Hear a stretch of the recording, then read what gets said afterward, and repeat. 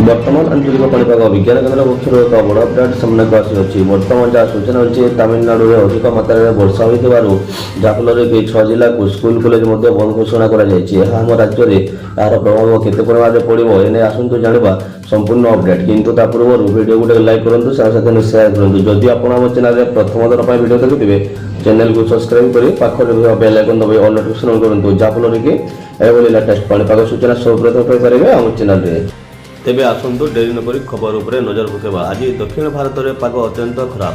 बुधवार ठारू लागू रही वर्षा जो राज्य में अस्तव्यस्त हो पड़ी जनजीवन प्रबल वर्षा हेतु घोषणा कर राज्य सरकार और आज एठारे वर्षार पाणीपाग विभाग पक्षर सतर्क सूचना जारी कर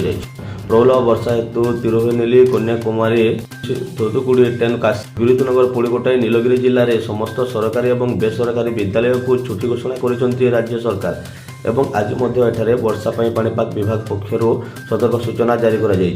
आज केवल तमिलनाडु नुहे केरल और कर्णाटक में वर्षा सतर्क सूचना जारी कर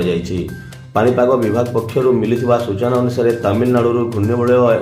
हेतु आसंता 5 दिन एठारे पाग अत्यंत खराब सेहीपरि हिमाचल और काश्मीर में तुषारपात हो पारे आसंता काली ठारू हिमाचल और काश्मीर में तुषारपात होगा नहीं सतर्क सूचना जारी कर